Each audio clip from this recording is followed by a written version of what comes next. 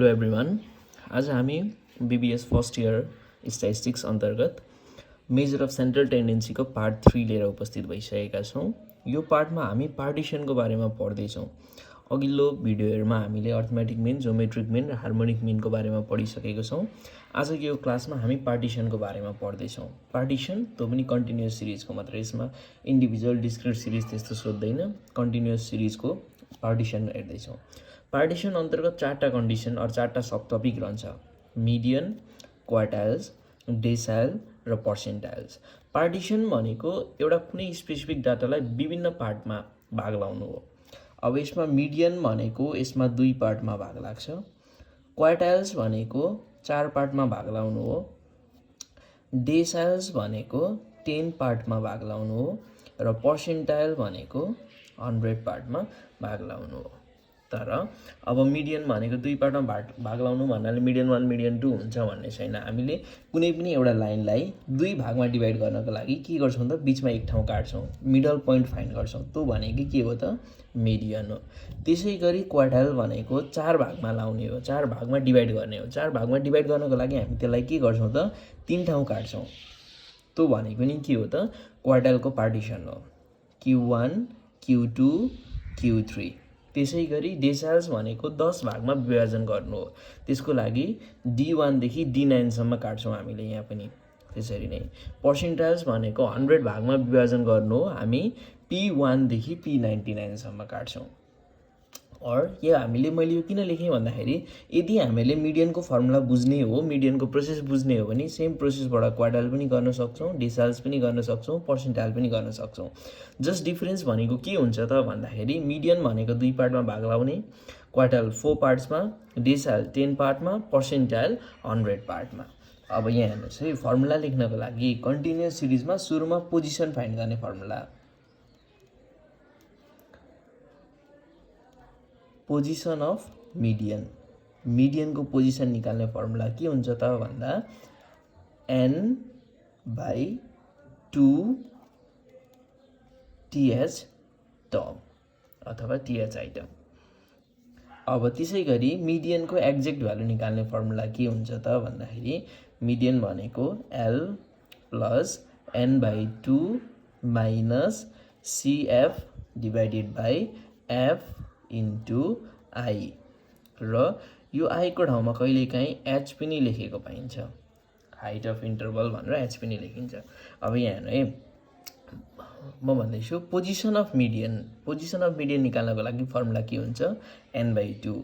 Position निक्ले पछाडि हामी exact median निकाल्छौँ, L n/2 CF F र I। कहिलेकाहीँ I को ठाउँमा H पनि लेखेको हुन्छ। अब यहाँ सबैको आफ्नो आफ्नै मिनिङ छ। L भनेको के हो त भन्दा लोएस्ट टर्म, जुन क्लास निक्लिन्छ त्यसको के हो त, लोएस्ट टर्म। N भनेको सम अफ फ्रिक्वेन्सी अथवा यसलाई हामी टोटल नम्बर पनि भन्छौँ। अब CF भनेको क्युमुलेटिभ फ्रिक्वेन्सी,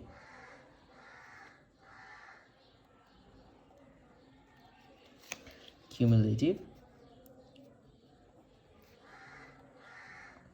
फ्रिक्वेन्सी। अब यो F भनेको फ्रिक्वेन्सी, I अथवा H यो भनेको हाइट अफ क्लास इन्टरभल।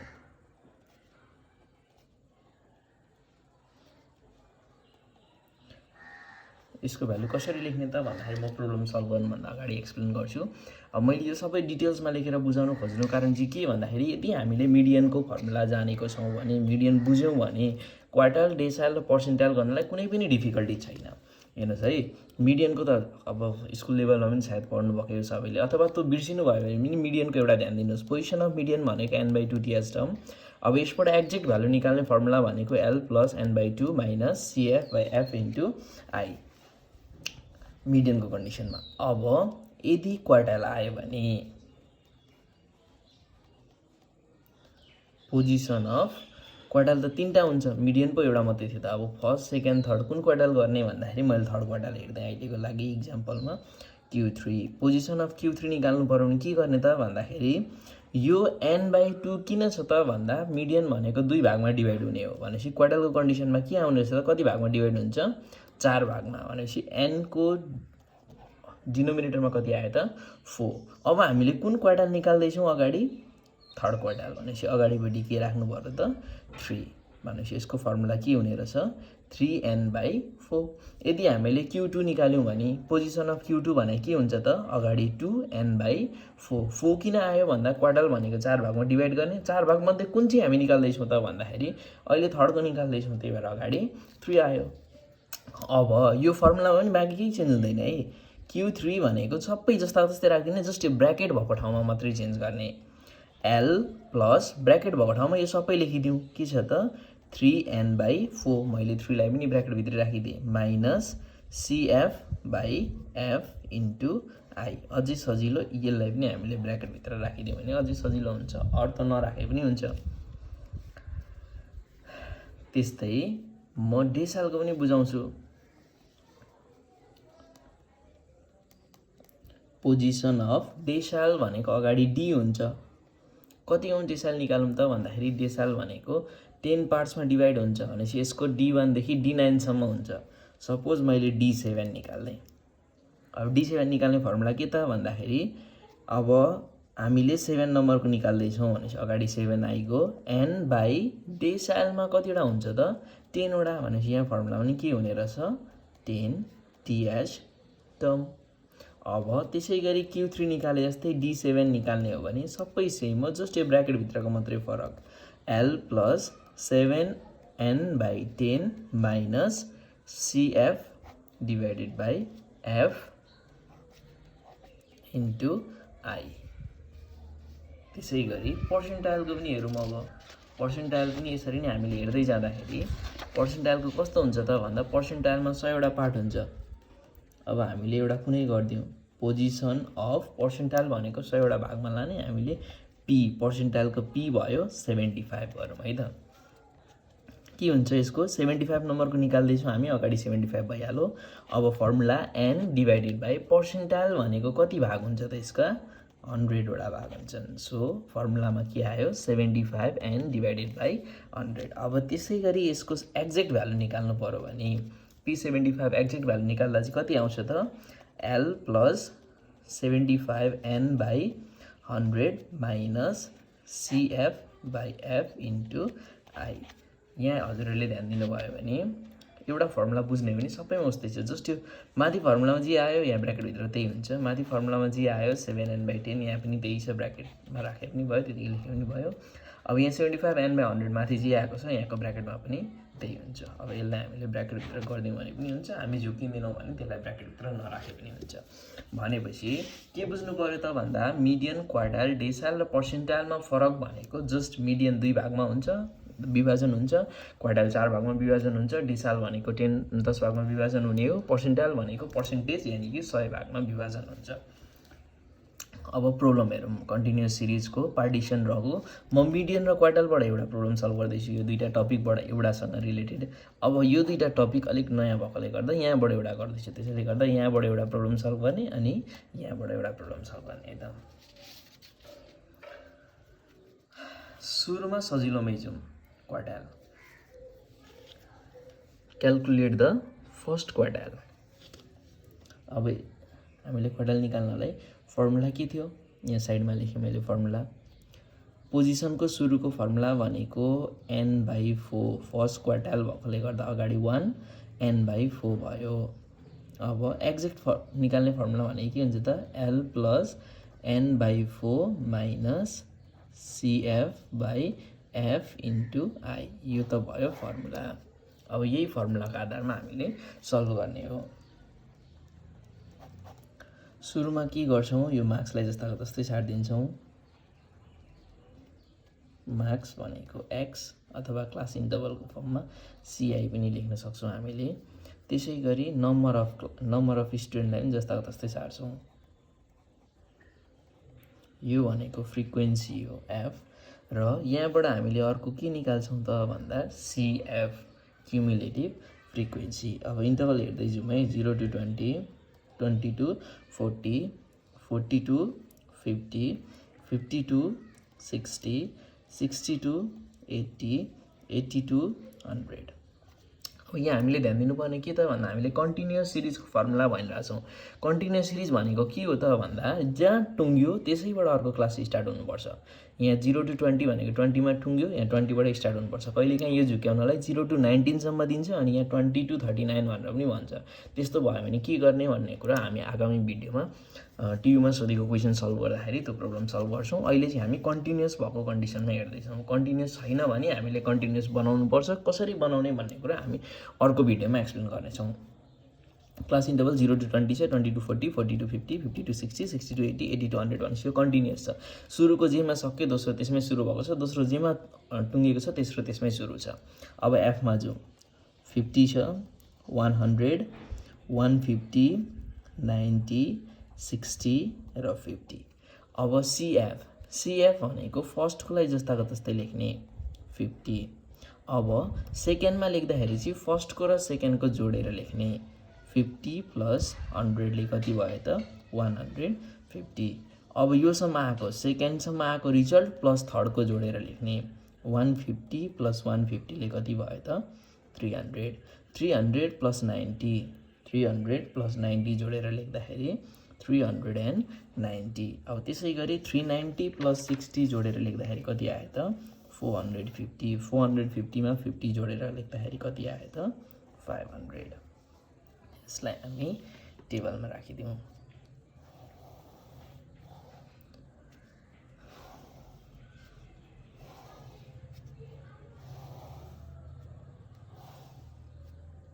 अब फ्रिक्वेन्सीको सबैलाई जोडेर एन निकाल्ने हो। यो सबै जोड्ने रिजल्ट कति आउँछ त 500। यहाँ जति आएको छ यहाँ पनि त्यही आउँछ रिजल्ट। सबै जोड्दाखेरि कति आयो त 500। अब हामी फर्मुलामा ध्यान दिउँ। फर्मुला के छ त n/40 टर्म। के निकाल्ने भन्दा सुरुमा पोजिसन निकाल्ने। पोजिसन अफ के भनेको छ त क्वेसनमा फर्स्ट क्वार्टाइल। क्वार्टाइल भनेको क्वार्टाइलको क्यू लेख्छौँ हामी। फर्स्ट भनेपछि 1।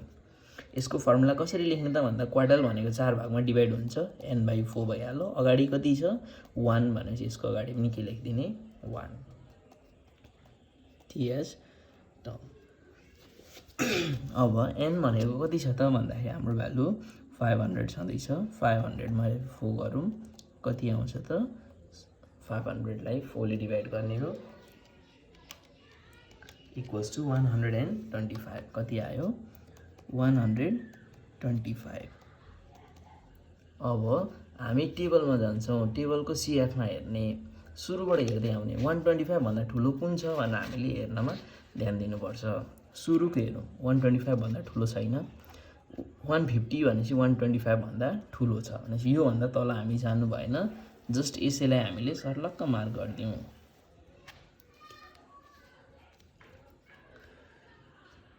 अब के गर्ने त भन्दाखेरि therefore Q1 class equals to 20 to 40। कसरी आयो त भन्दा 125 आएको छ हाम्रो यहाँ भ्यालु। योभन्दा थोरै ठुलो हेर्नुपर्छ। 50 भनेको त्योभन्दा सानो भयो, 150 भनेको त्योभन्दा ठुलो भयो। यहाँ 125 थियो भने पनि हुन्छ फेरि। कि ठ्याक्कै त्यति इक्वल आउनु पर्यो कि त ठुलो आउनु पर्यो। अब फर्मुलामा जाउँ। हाम्रो एक्ज्याक्ट फर्मुला के छ त Q1 निकाल्ने ठ्याक्क निकाल्ने फर्मुला भनेको L + n/4 - CF/F * I। L भनेको अघि मैले के लेखेको थिएँ लोएस्ट टर्म। यो आको लाइनको क्लास इन्टरभल हेर्ने 20 र 40। 20 देखि 40 सम्म भनेपछि सबैभन्दा कम्ती कति पर्यो त 20। लोएस्ट टर्म भनेको त्यो भयो। यहाँ मैले साइडमा लेखिदिएँ L भनेको 20। कसरी भन्दा यो क्लास इन्टरभलको सबैभन्दा सानो भ्यालु 20 देखि 40 सम्मको सबैभन्दा सानो भनेको 20 भइहाल्यो। n/4 अथवा यो ब्र्याकेटको भ्यालु यहाँ माथिबाट निक्लेको हुन्छ। कति छ त 125 माइनस सिएफमा हेरौँ। तर सिएफमा हेर्दा ध्यान दिनुपर्छ हामीले जुन क्लास लिँदैछौँ त्योभन्दा एक स्टेप मास्तिरको हेर्छौँ सधैँ। भनेपछि मास्तिर कति छ त 50। सिएफमा मात्रै मास्तिरको हेर्ने, अरू सबैमा त्यही हेर्ने हो। भनेपछि सिएफ कति आयो त मास्तिरको 50। अब एफ भनेको त्यही लाइनमा त्यही हामीले लिएकै इन्टरभलमा एफ कति छ त भन्दा 100। एफ भनेको कति छ 100। इन्टु आई भनेको इन्टरभल, इन्टरभल भनेको यहाँ कतिदेखि कतिसम्म छ त 20 देखि 40 सम्म भनेपछि 40 माइनस 20 गर्दाखेरि कति आउँछ त 20 भनेपछि इन्टरभल कति हुने रहेछ 20। अब यो भनेको 20 प्लस 125 माइनस 50 गर्दाखेरि कति आयो 75/100 इन्टु 20 भनेपछि यसलाई अझै फर्दर सल्भ गर्दाखेरि यो मल्टिप्लाई गरेर 100ले डिभाइड गरिदिउँ। 75 इन्टु 20 भनेको 1500 डिभाइडेड बाई 100 गर्दाखेरि 15 आउँछ भनेपछि 20 प्लस यो 1500 डिभाइडेड 100 गर्दा 15 आयो भनेपछि 20 प्लस 15ले कति भयो त एन्सर 35। अब एन्सर थोरै हामीले पनि विचार गर्न सकिन्छ। हाम्रो अघि क्लास कतिदेखि कतिसम्म आएको छ त भन्दा यहाँनिर 20 देखि 40 सम्म अथवा माथि टेबलमा हेर्ने भने 20 देखि 40 सम्म। हाम्रो एन्सर 20 देखि 40 कै बिचमा आउँछ भनेपछि कति आयो त एन्सर 35। त्यो पनि केमा पर्यो त 20 देखि 40 कै बिचमा पर्यो।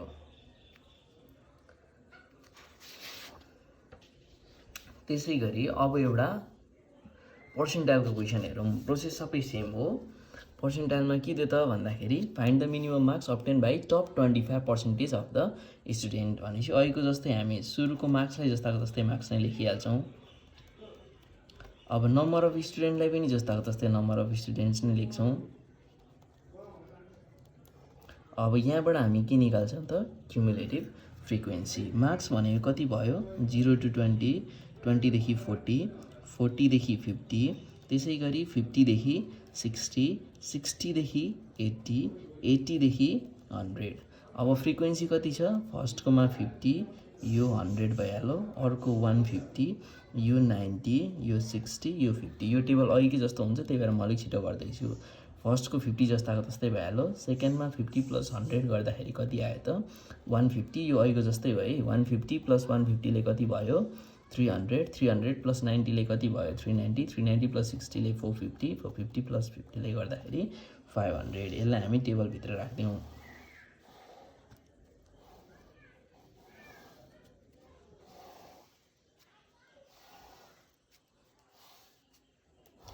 अब एनमा अघि कति आएको थियो त 500, अहिले पनि त्यही आइहाल्छ, त्यो नयाँ गर्नै परेन। अब हामी के गर्दैछौँ त भन्दाखेरि minimum marks obtain by top 25%। यहाँ हेरौँ हामीले एउटा लाइनमा थोरै यो रफ बनाएर हेरेँ, यो 0% भयो, यो 100% भयो। यहाँ के भनेछ त टप 25%, माथिल्ला विद्यार्थीले ल्याएको 25% निकाल्नु भनेछ। भनेपछि यहाँबाट 25 भनेको होइन, यसले ठुलो माथिल्लाबाट चाहिँ हाइएस्ट टप ल्याउने स्टुडेन्टहरूले चाहिँ 25% ल्याएको भनेपछि यहाँबाट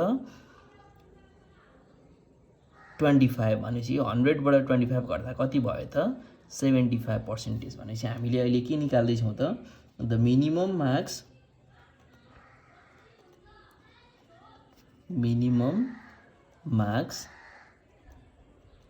obtained by top 25% of the student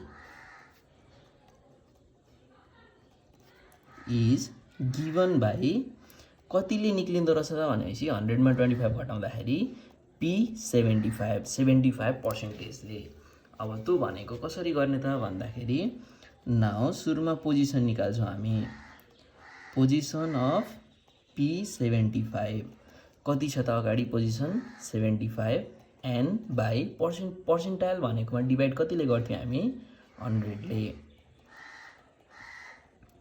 यो भनेको 75 इन्टु 500/100 टीएस टर्म।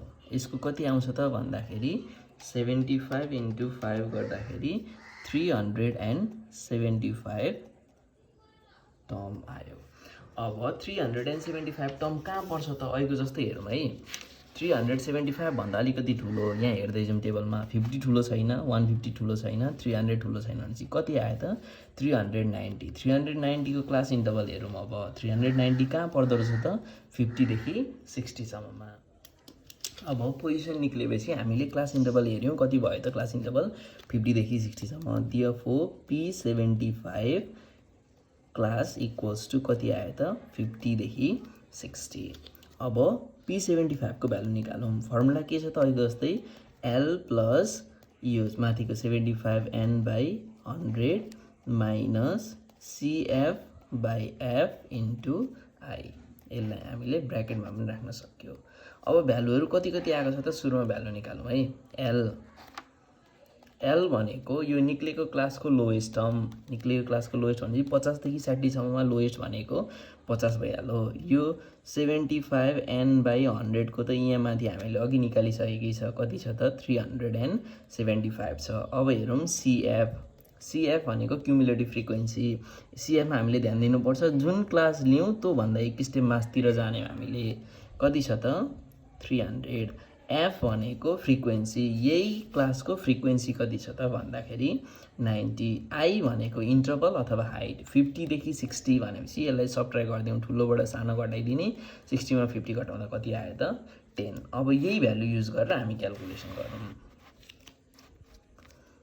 L भनेको 50 भइहाल्यो प्लस यो यसको भ्यालु भनेको कति आएको छ त 375 आएको छ। CF भनेको 300 छँदैछ, F भनेको 90 निक्लेको छँदैछ। अब इन्टु I भनेर कति आएको छ त 10 आएको छ। 50 प्लस यो सबट्र्याक्ट गर्दाखेरि 75 आउँछ, तल 90 छ इन्टु 10। अब यो मल्टिप्लाई गरौँ, 75 इन्टु 10 भनेको 750 डिभाइडेड बाई 90 गर्दाखेरि कति आयो त भन्दा 50 प्लस यो सबै सल्भ गर्दाखेरि 8.33 आउँछ। यो पोइन्ट जस्तो देखियो होइन है, 75 हो, यहाँ चाहिँ 8.33। अब 50 प्लस 8.33 जोड्दाखेरि कति आयो त 58.33। अहिलेको हाम्रो क्लास कति आएको थियो त भन्दा 50 देखि 60 सम्म। हाम्रो एन्सर पनि के आयो त 50 देखि 60 बिचकै आयो, त कति आयो 58.33। आजको क्लासमा हामीले पार्टिसनको बारेमा जानकारी लियौँ। पार्टिसन अन्तर्गत रहेर अघि हामीले फर्स्टमा हेरेको मिडियन, क्वार्टाइल, डेसाइल र पर्सेन्टाइल, यसमा मैले यो दुईटा मध्ये क्वार्टाइलको एउटा प्रब्लम सल्भ गरेँ, डेसाइल र पर्सेन्टाइलमा पर्सेन्टाइलको प्रब्लम सल्भ गरेँ। यदि यो दुईटा टाइप बुझ्ने हो भने सबैसँग रिलेटेड प्रब्लम सल्भ गर्नलाई सजिलै छ। आशा छ हजुरहरूलाई भिडियो मन पर्यो होला। यदि भिडियो मन पर्यो भने लाइक, सेयर अनि हाम्रो च्यानललाई सब्सक्राइब गर्न नभुल्नु होला। धन्यवाद।